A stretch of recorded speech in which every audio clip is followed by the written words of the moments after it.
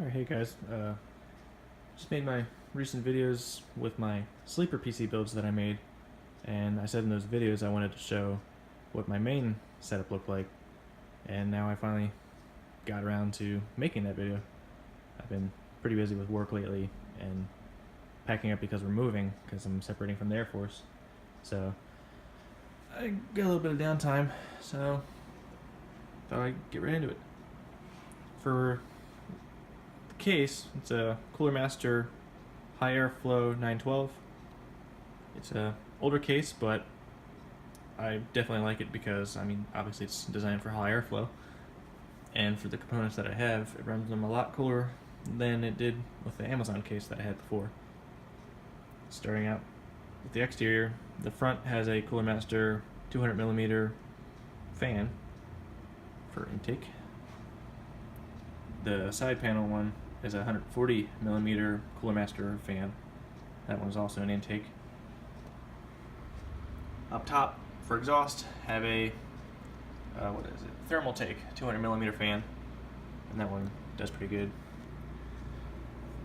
Already got the screws off the side panel here, so I'll take that off.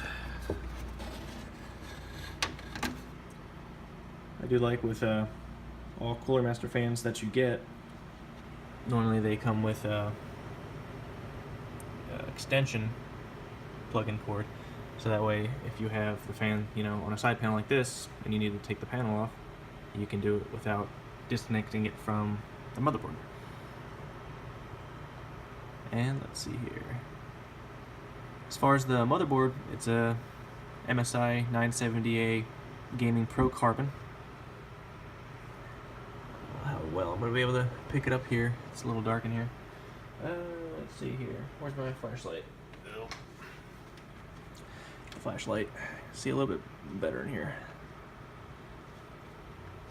For cooling, I upgraded. I no longer have some cheap knockoff Amazon tower cooler. Now I have a CoolerMaster side-on, I think that's how you say it, 120XL water cooling.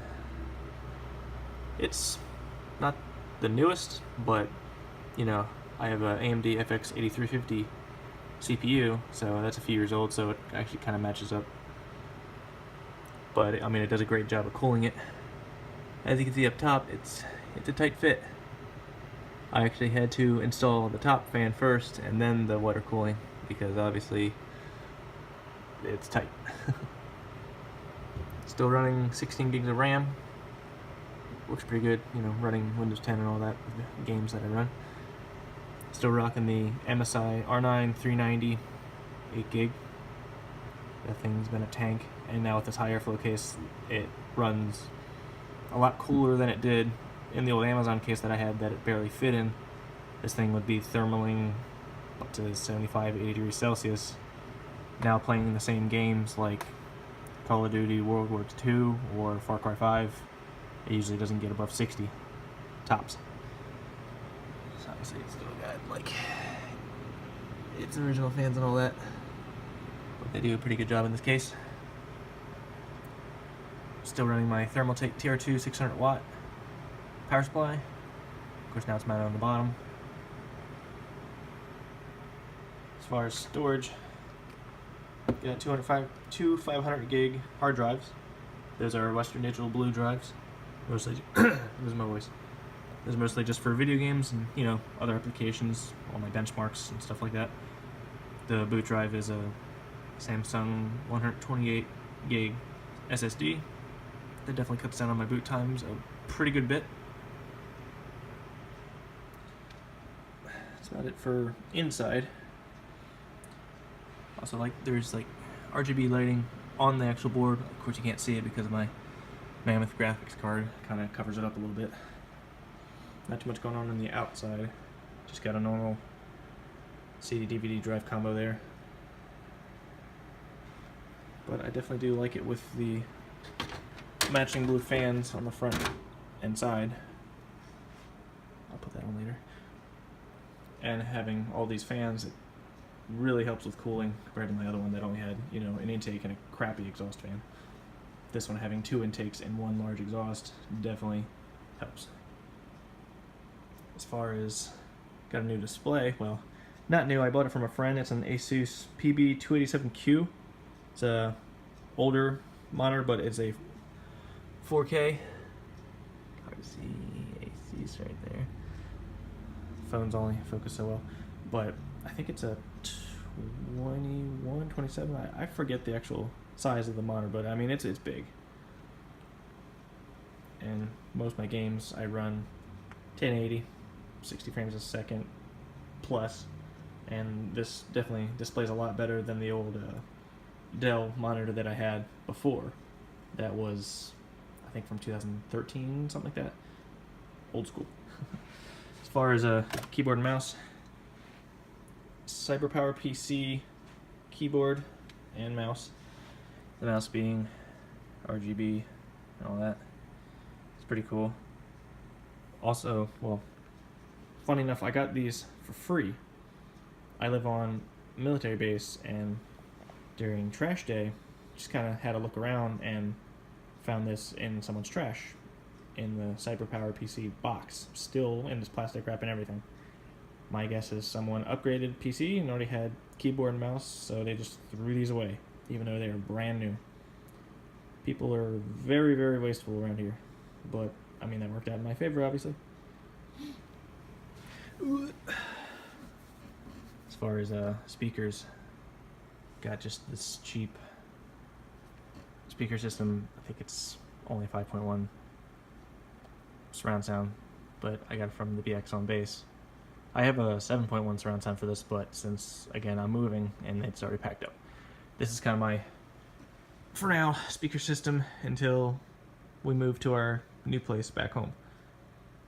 Obviously, you can see with the tower, it kind of is a little bit of a haggard setup because the tower won't fit down here because it's too tall. So unless I take that shelf out, it's not going down there because I'm not putting that on the carpet and getting a bunch of dust in the power supply. But sitting on the speaker with the piece of wood there, it actually helps with airflow on the bottom, so the power supply isn't sucking in dust and it's not being smothered.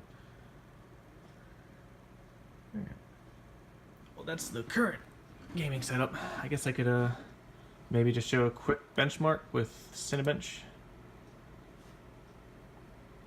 just to see, or just to show, I guess, what my current setup runs. We'll do the CPU test first. Again, this is a AMD FX-8350. You know, a few years old, but it's an 8-core processor. So, I mean, these things have aged pretty well, I'd say. Now, it's no Ryzen Threadripper CPU or Core i9 Intel, but it holds its own for something that's been out for several years. And for what I do in the games that I play, it works. It's more than enough for what I need. And I'm basically going to run this setup until it's no longer supported, basically.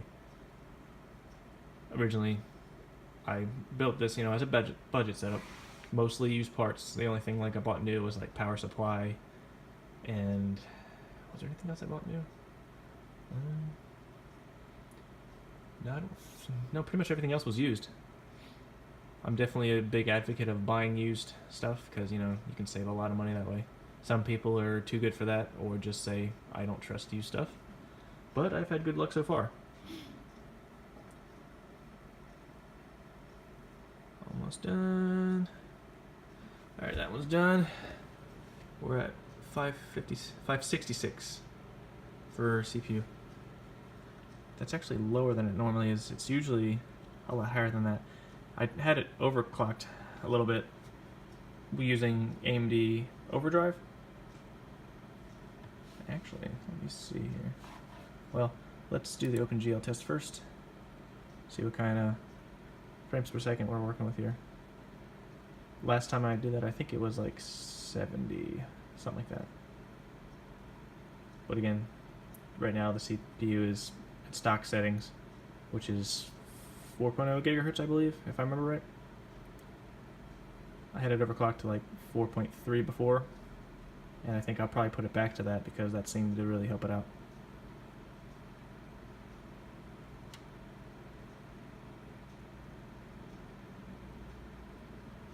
So this test always reminds me of Need for Speed Underground on PS2.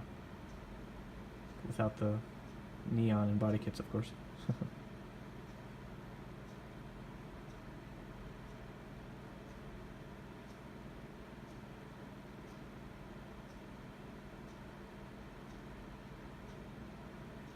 And yep, 73.03 frames per second.